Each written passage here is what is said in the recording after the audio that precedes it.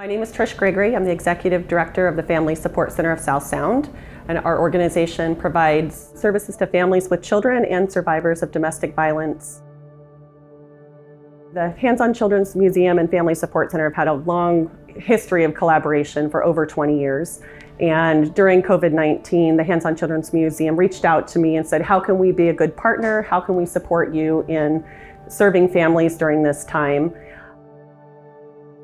My name is Janice Camacho, and I'm with Derek Dawson. We have 4 blessings, 4 wonderful kids. Oldest one is Antonio. He's actually serving in the military right now in Texas. There is Sierra. He is actually a healthcare provider. Derek Jr., who is 8 years old, and Safari. Derek was working as a housekeeper because of the pandemic. Short of hours, they let him go, and it was on Easter Sunday.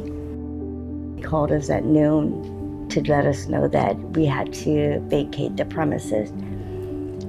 So we had to pick up our stuff, load it in the car, and we didn't know where to go.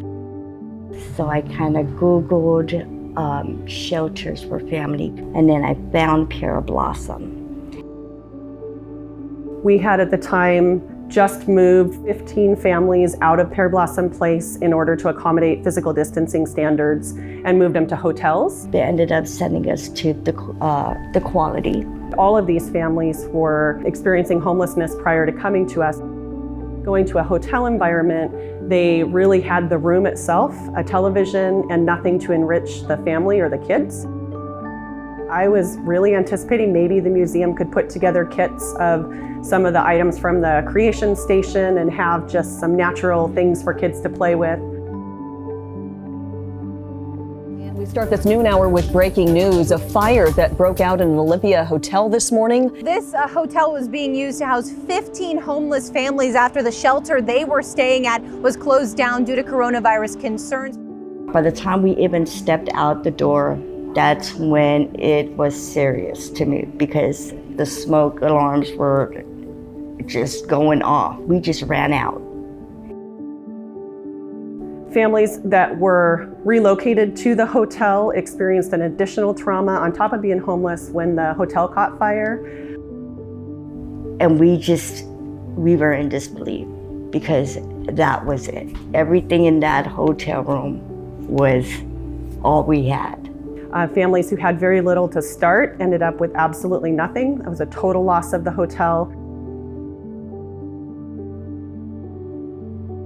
They took it a step further and brought in just activity kits, including robots that kids could build and just general kits that they could do just about anything they wanted to. The day after the fire, they told us that they had an art box. I didn't know what to expect of the art box. Of course, we open it up and there's glitter and there's glue and scissors and ribbons and shapes and colors. We end up going down to the park. Their older brother was really worried about them. So I said, let's make something for him. They had lost everything, and so the timing of it was absolutely perfect.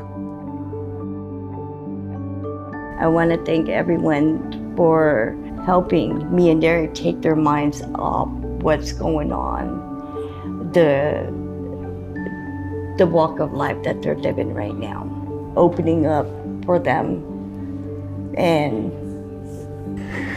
not making them feel like the distance with the COVID, that everyone is willing to just, step over that boundary and give them that. With everything that's going on, everyone's time, it's precious.